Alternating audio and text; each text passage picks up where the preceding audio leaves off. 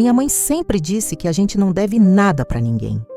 Ela criou eu e meu irmão, o Ricardo, com uma dignidade que hoje em dia a gente quase não vê mais. Foram 30 anos trabalhando como costureira para pagar a prestação dessa casinha aqui no subúrbio. Uma casa simples, com um quintal que ela cuida como se fosse um castelo. Mas na quarta-feira passada, 9 de maio de 2026, o barulho do portão não foi o do moço do pão ou de uma vizinha querendo café. Foi o barulho que mudou o resto das nossas vidas. Eu estava na cozinha, terminando de lavar a louça do almoço, quando ouvi um homem chamando pelo nome completo dela, Maria Auxiliadora dos Santos. Minha mãe, que já está com seus 69 anos e a audição um pouco cansada, nem se mexeu do sofá onde estava vendo a novela. Eu fui atender. Era um rapaz de terno, com uma pasta na mão e uma cara de quem traz notícia ruim. Ele me entregou um papel e disse que era uma notificação de penhora. Eu não entendi nada na hora. Penhora de quê? A gente não tem dívida, não tem cartão atrasado, a gente vive com o que tem. Mas quando eu bati o olho naquele papel oficial, com o carimbo do Tribunal de Justiça, meu mundo girou. Estava escrito lá em letras garrafais: processo de execução de aluguel. Valor da dívida, R$ 87.400. E o objeto da penhora era a casa, a nossa única casa. Entrei para dentro sem chão. Minha mãe me olhou com aqueles olhos curiosos e perguntou quem era. Eu menti. Disse que era só um papel da prefeitura sobre o IPTU. Eu não podia dar um susto daqueles nela. O coração dela já não anda muito bom. E eu sabia que, se eu falasse a palavra leilão, ela passava mal ali mesmo. Fui direto para o meu quarto e peguei o celular. Eu precisava entender como o nome dela foi parar em um contrato de aluguel de um apartamento de luxo no centro da cidade. Eu esperei minha mãe dormir o sono da tarde e peguei o celular dela. Minha mãe não entende nada de tecnologia. Ela usa o WhatsApp só para mandar foto de bom dia no grupo da família e ver vídeo de receita no YouTube. Para ela, o celular é um rádio moderno. Eu comecei a vasculhar os e-mails. Ela tem um e-mail que o Ricardo criou para ela quando comprou o aparelho no ano passado. Aí a primeira peça do quebra-cabeça apareceu. Tinha um e-mail de uma empresa de assinatura digital. Documento assinado com sucesso. Data: 15 de janeiro de 2025. Abriu o anexo. Era um contrato de locação. Locatário: Ricardo dos Santos. Fiadora: Maria Auxiliadora dos Santos. Você já teve algum problema com parente por causa de dinheiro ou assinatura de documentos? Me conta aqui nos comentários se você confia cegamente na sua família. Meu irmão, o filho de ouro. O Ricardo sempre foi o orgulho da minha mãe. Ele mora na capital, trabalha com marketing, ou pelo menos é o que ele diz. Nas redes sociais dele, é só foto em restaurante caro, viagem para a praia, carro novo. Todo Natal ele chega aqui com presentes caros e todo mundo no bairro comenta como ele se deu bem na vida. E enquanto isso, ele estava usando o Zianome de uma idosa para garantir o luxo dele. Eu comecei a tremer de raiva. Como ele teve a coragem. Ele veio aqui em janeiro do ano passado. Lembro como se fosse hoje. Ele passou o final de semana, disse que o celular da mãe estava lento e que ele ia dar uma geral para ela. Ele deve ter usado esse tempo para acessar o e-mail dela, fazer a assinatura digital e até tirar a foto que o aplicativo pede para confirmar a identidade. Ele fez tudo na cara dela, enquanto ela fazia o bolo de cenoura que ele tanto gosta. Fui ver as conversas no WhatsApp. Não tinha nada. Ele é esperto, ele apagou tudo. Mas eu achei um print na galeria de fotos que ele esqueceu de deletar. Era um comprovante de um Pix de R$ 10.000 que ele tirou da conta poupança dela naquela mesma época.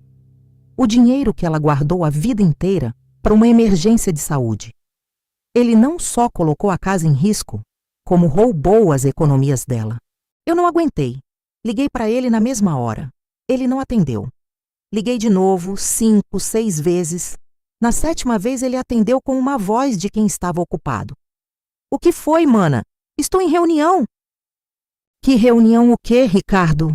O oficial de justiça acabou de sair daqui.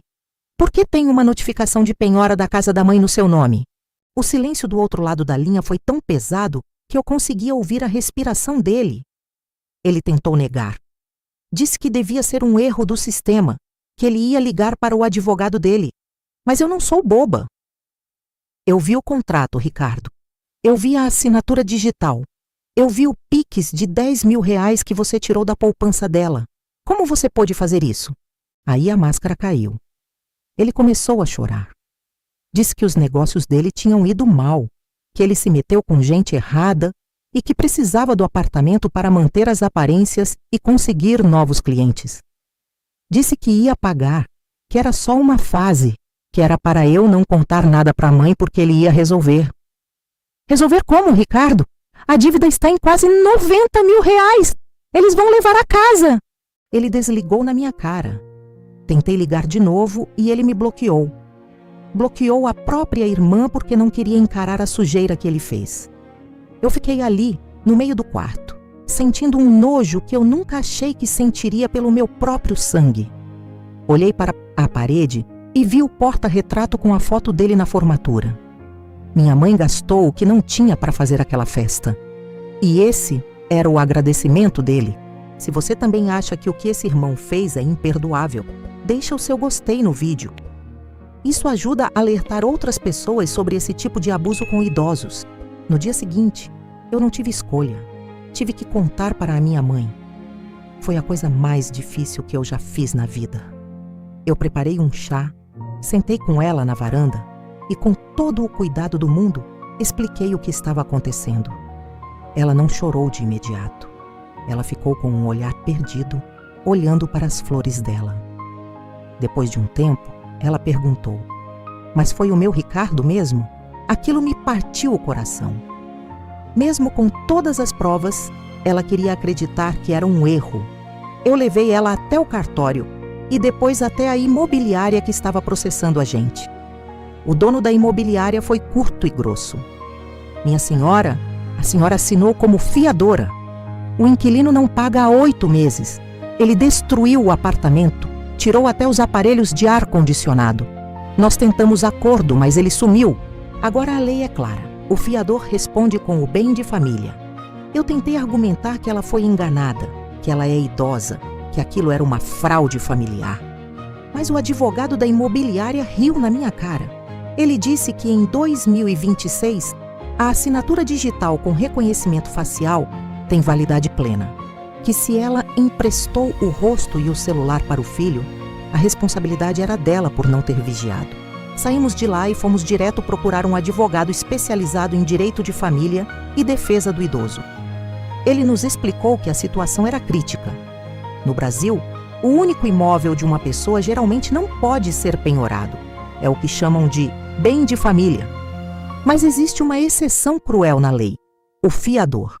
Se você aceita ser fiador de alguém, você abre mão dessa proteção. Você coloca seu teto na reta pela dívida de outra pessoa. O Dr. Alberto, nosso advogado, disse que a única chance seria entrar com uma ação por estelionato sentimental ou abuso de incapaz, tentando anular a assinatura. Mas isso ia demorar anos e o leilão já estava marcado para dali a 60 dias. Eu sentia como se estivesse vendo um trem vindo na nossa direção e a gente estivesse amarrada nos trilhos. Eu decidi que não ia deixar por isso mesmo. Peguei o carro e dirigi às 3 horas até a capital.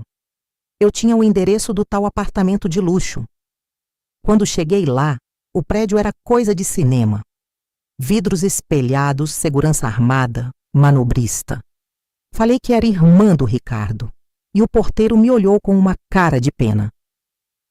"O senhor Ricardo não mora mais aqui, dona. Ele foi despejado faz 2 semanas por ordem judicial. Ele saiu de madrugada com umas malas e não deixou o endereço." Eu comecei a perguntar para as pessoas ao redor, para os comércios. Descobri que o Ricardo nunca teve agência de marketing nenhuma. Ele era o que o povo chama de vendedor de curso. Ele alugava carros caros por um dia só para tirar foto.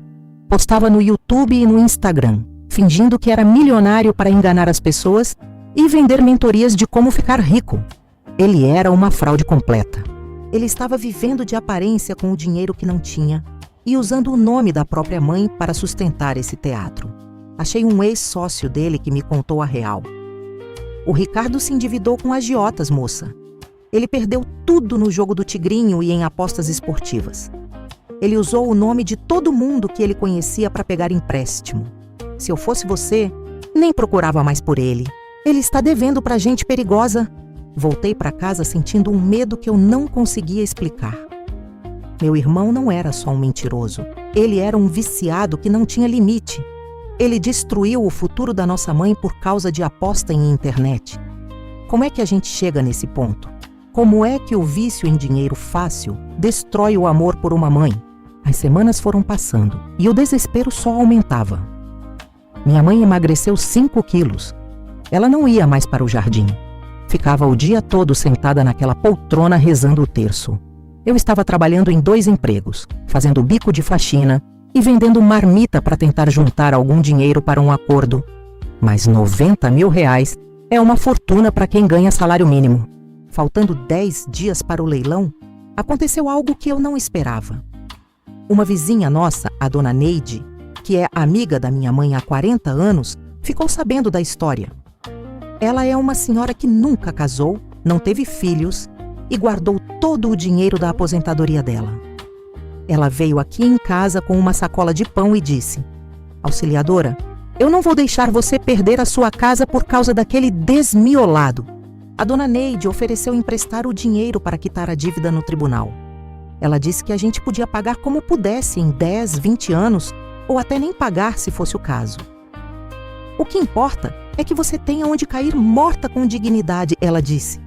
Eu chorei igual criança. O mundo é um lugar estranho. O próprio filho tenta tirar o teto da mãe e uma vizinha que não tem obrigação nenhuma aparece para salvar. Fomos com o advogado até a imobiliária e fizemos o depósito judicial. O processo foi extinto. A casa estava salva. Mas o trauma, esse não vai embora nunca. Minha mãe pediu para eu tirar todas as fotos do Ricardo da casa. Ela disse que para ela, agora ela só tem uma filha. Ela nunca mais falou o nome dele. Fizemos um documento no cartório, uma escritura de usucapião familiar e também uma cláusula de impenhorabilidade e de inalienabilidade. O Dr. Alberto disse que agora, mesmo que ele tente qualquer outra coisa, a casa está protegida por lei contra qualquer dívida futura de terceiros. Eu também mudei todas as senhas da minha mãe. O celular dela agora tem biometria que só aceita o meu dedo e o dela. Quanto ao Ricardo, recebemos notícias de que ele fugiu para o Paraguai. Ele continua postando foto de sucesso, fingindo que nada aconteceu, dizendo que quem tem mente de milionário não para nunca. É uma doença que quase deixou uma idosa na rua. Fica o alerta para todo mundo que tem pais idosos. Não deixem eles mexerem em aplicativos de banco sozinhos se eles não têm facilidade. Não deixem parentes, por mais próximos que sejam, terem acesso às senhas e ao e-mail. Em 2026, um print ou uma assinatura digital errada podem acabar com uma vida inteira de trabalho em 5 minutos. Confiança é bom, mas o controle é o que garante o teto sobre a cabeça. Minha mãe hoje voltou a cuidar das plantas dela. Ela está em paz, mas eu sei que no fundo do coração dela existe um buraco que dinheiro nenhum no mundo vai conseguir tapar. Se você quer aprender a proteger sua família e saber mais sobre os seus direitos em casos de abuso financeiro, se inscreve aqui no canal. Eu trago casos reais assim para que a gente nunca mais seja enganado.